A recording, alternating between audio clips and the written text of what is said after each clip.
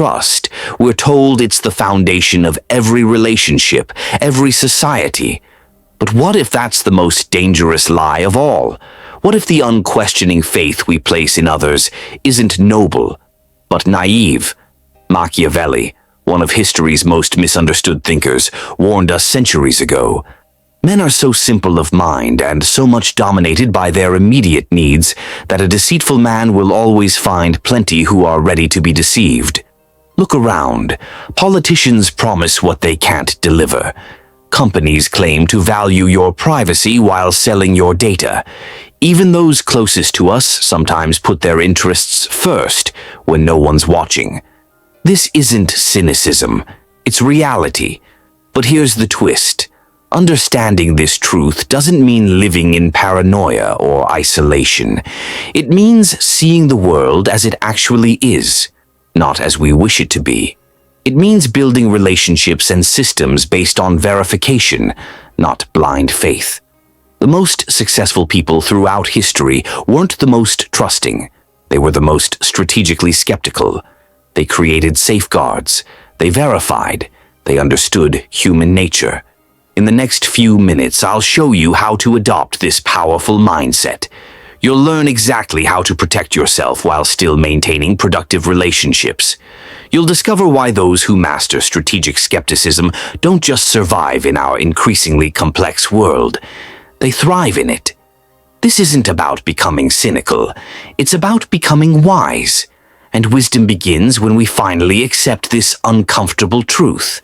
Trust without verification isn't a virtue. It's a vulnerability.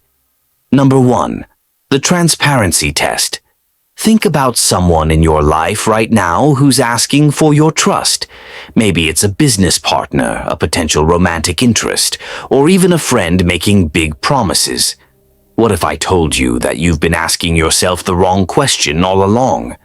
We're raised to ask, can I trust this person? But that's a dead end that leaves you vulnerable. Here's why. Trust is an emotion, not a strategy. When we rely on our feelings about someone's trustworthiness, we're actually making decisions based on their ability to appear trustworthy, not on their actual reliability. Remember, history's greatest con artists weren't obvious villains. They were the ones who seemed most trustworthy. Consider Bernie Madoff, who ran the largest Ponzi scheme in history. He didn't look shady. He appeared respectable, established, someone you could trust with your life savings. His victims asked themselves, can I trust this man? And their emotions said yes. Their emotions were wrong. What if those investors had asked a different question? What if, instead of evaluating Madoff's apparent trustworthiness, they had asked, what systems can I put in place that make trust unnecessary? This brings us to our first principle, the transparency test. This is principle number 1 out of 5 for navigating Machiavelli's warning about trust in modern society. The transparency test completely changes how you approach relationships and agreements. Instead of hoping someone will act in your interest, you design situations where their actions are visible and verifiable. You create systems where deception becomes difficult or impossible. Let me show you how this works in practice. If you're starting a business partnership, don't just trust that profits will be shared fairly. Create transparent accounting systems where both parties can verify the numbers at any time. If you're in a romantic relationship, don't just trust your partner's fidelity. Establish open communication where both of you can comfortably verify concerns without suspicion. The real power of the transparency test comes when someone resists reasonable transparency. Pay very close attention to this reaction. When someone pushes back against reasonable verification, they're not protecting their privacy. They're protecting their ability to act against your interests without you knowing. Think about it. Professionals who take pride in their work welcome verification. Your accountant expects you to review financial statements. Your doctor expects you to get a second opinion on major procedures. True experts aren't offended by verification, they expect it. So stop asking, "Can I trust this person?" Start asking, "What systems can I create that make trust unnecessary?"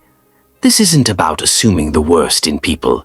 It's about creating conditions where the best in people naturally emerges because the alternative is no longer hidden.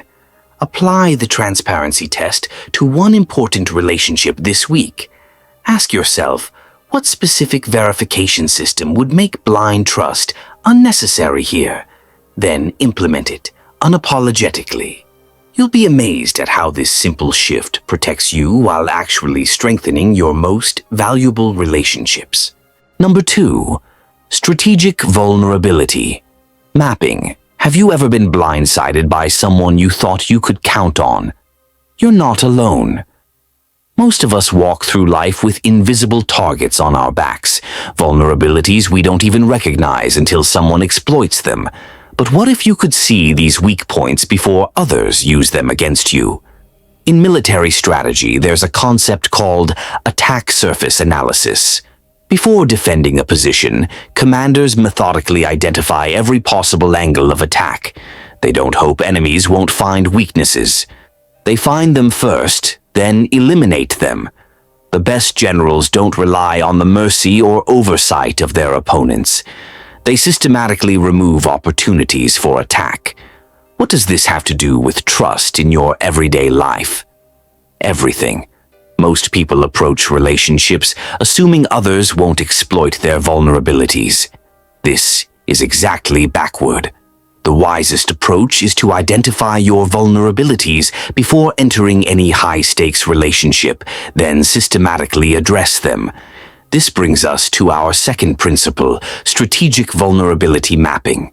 This is principle number 2 out of 5 for protecting yourself in an increasingly complex world. Strategic vulnerability.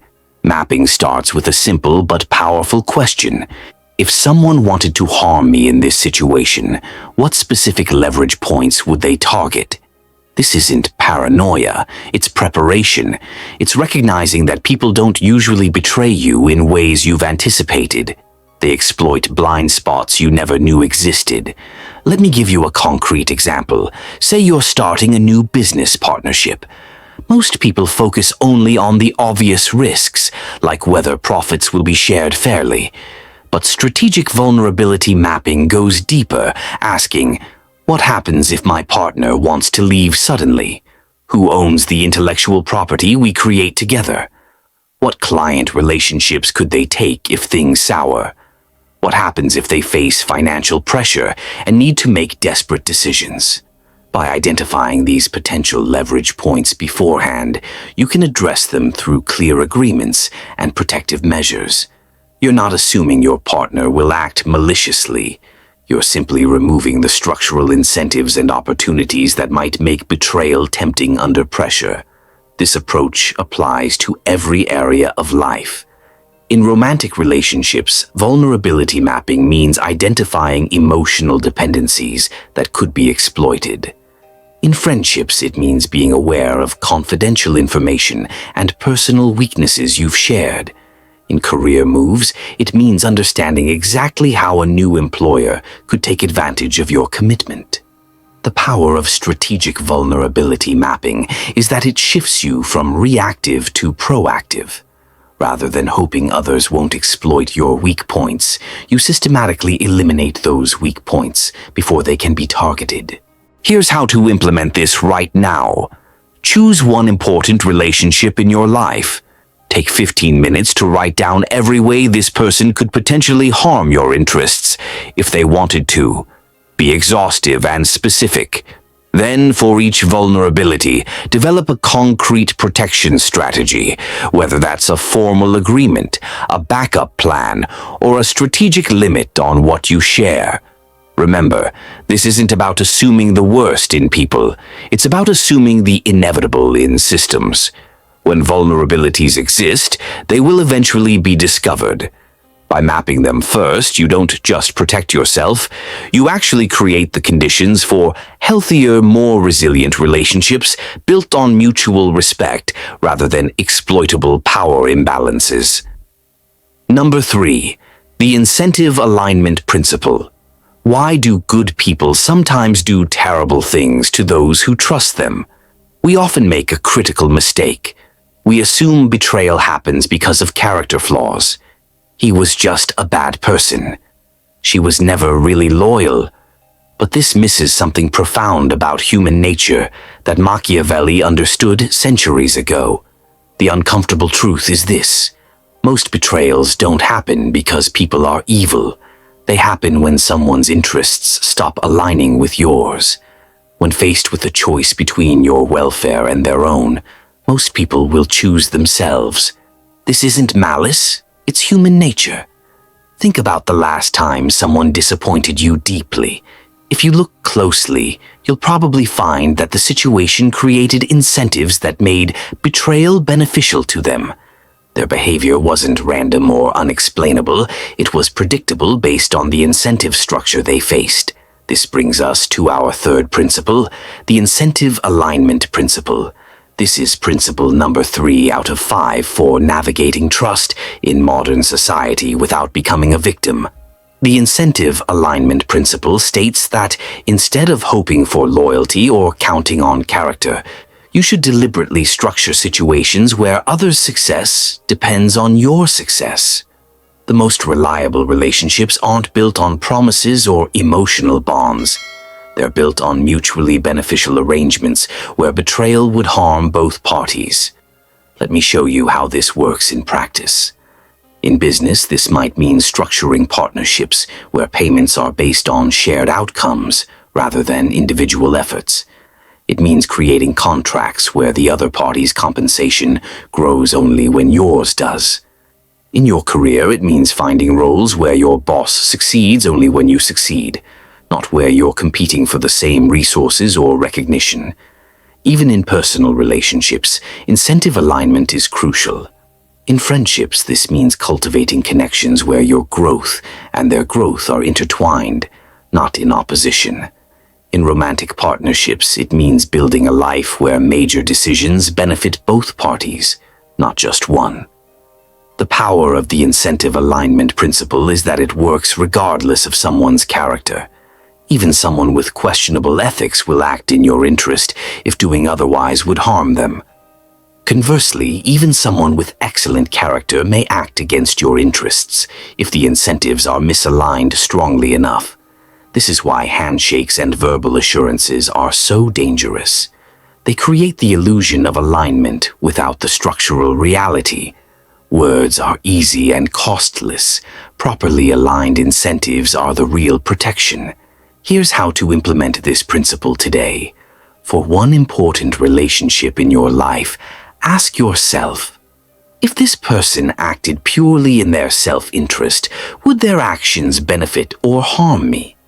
If the answer is harm, you have misaligned incentives. Your next step is to restructure the relationship to create stronger alignment. This might involve renegotiating agreements, changing compensation structures, or simply having an honest conversation about how to better align your mutual interests. The goal isn't to assume selfishness. It's to make selfishness and mutual benefit indistinguishable from each other. Remember, Machiavelli's warning wasn't that people are evil. It was that people are primarily motivated by self-interest. By applying the incentive alignment principle, you turn this reality from a threat into a powerful tool for building relationships that don't require blind trust to function effectively. Number 4, reality-based character assessment. We've all been there.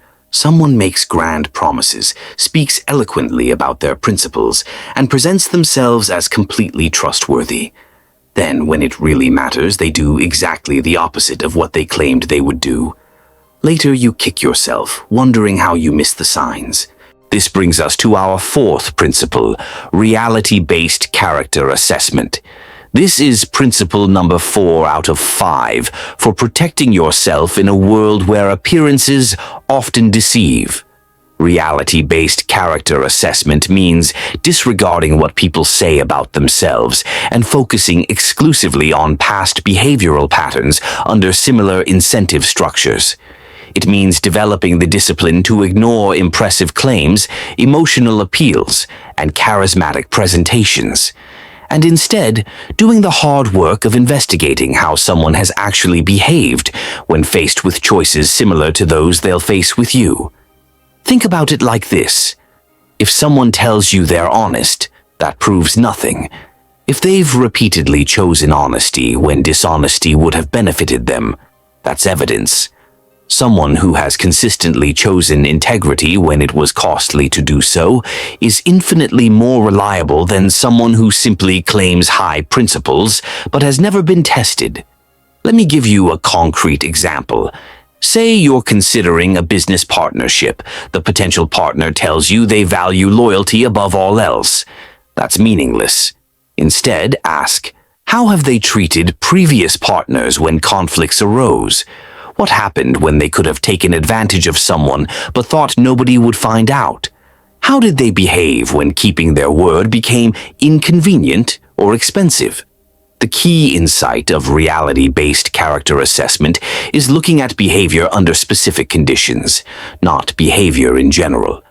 Someone can be honest in low-stakes situations, yet deceptive when the stakes are high. They might be reliable when things are going well, but abandon ship at the first sign of trouble. The true test is how they've behaved in situations with incentive structures similar to what they'll face with you. This principle applies in every domain. In hiring, it means focusing less on interview performances and more on how candidates have handled specific challenges in previous roles. In romantic relationships, it means paying attention to how they've treated previous partners during conflicts, not just how they treat you during the honeymoon phase. In friendships, it means observing how they speak about others when those people aren't present. Here's how to apply reality-based character assessment starting today.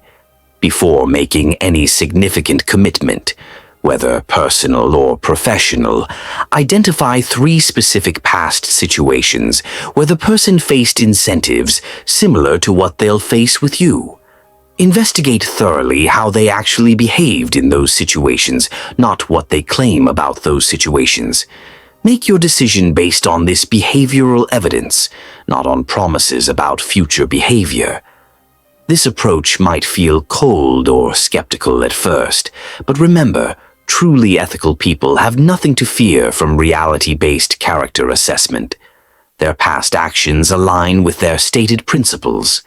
The only people who should fear this approach are those who rely on words to cover inconsistent actions.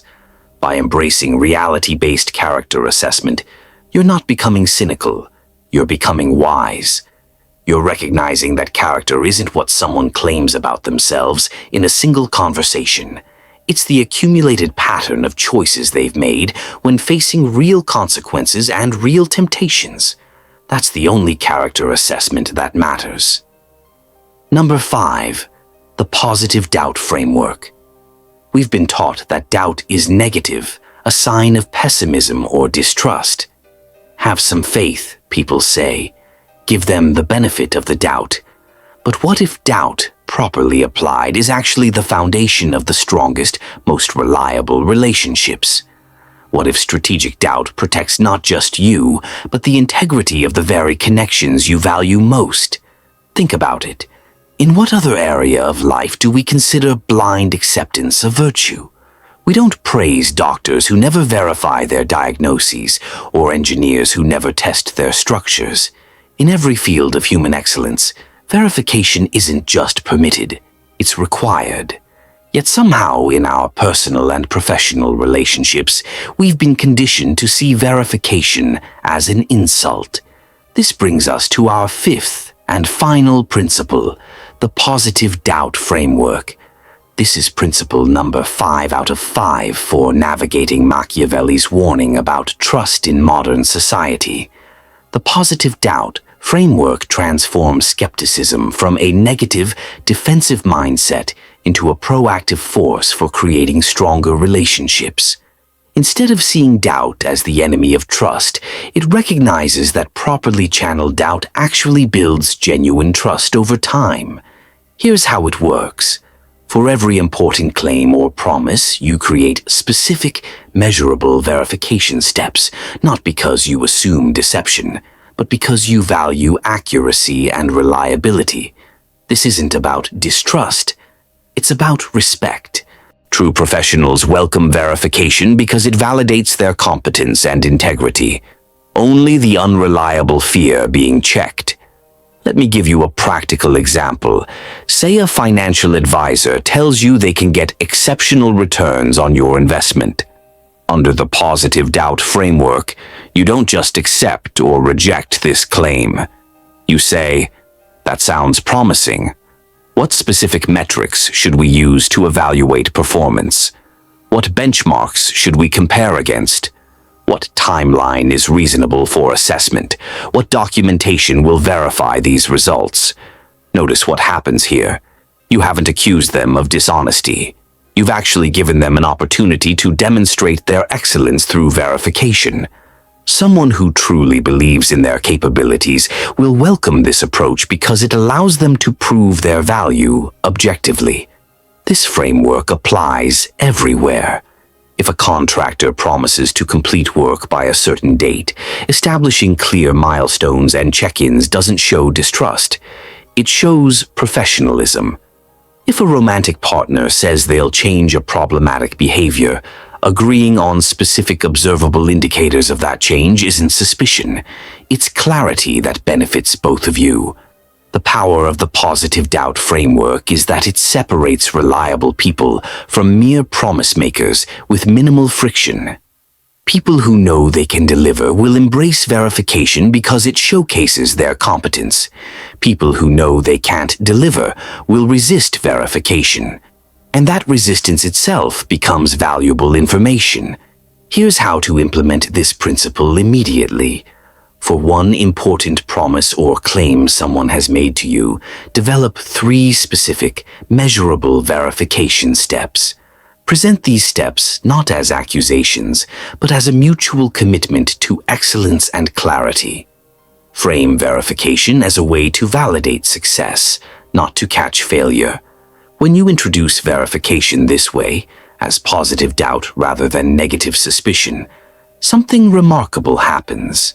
The most reliable people in your life will embrace it enthusiastically.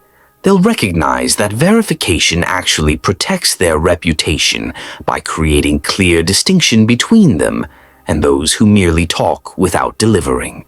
By adopting the positive doubt framework, you're not just protecting yourself, you're creating an environment where reliability and integrity are properly rewarded. You're building relationships based not on blind faith or cynical suspicion, but on the demonstrated alignment between words and actions over time. As we come to the end of our journey through Machiavelli's warning, remember that what we've discussed isn't about learning to distrust. It's about learning to verify. It's about creating relationships and systems that don't require blind faith to function.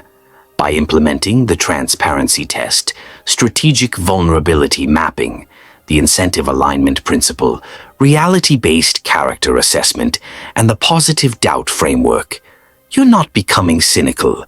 You're becoming wise. You're recognizing that in a complex world, verification isn't an insult. It's a necessity. The truth is, the strongest relationships aren't built on unquestioning trust. They're built on mutual verification, aligned incentives, and demonstrated reliability over time. When you create these conditions, you don't just protect yourself, you actually create space for genuine connection based on reality rather than illusion. So go forward with strategic skepticism, not cynicism. Verify boldly, align incentives intentionally, and judge character based on patterns, not promises. In doing so, you honor Machiavelli's centuries-old wisdom while building relationships that can withstand the complexities of our modern world. The next video the algorithm chose for you isn't random. It's your next tactical upgrade. Click it now and continue your silent ascent. Those who hesitate lose influence.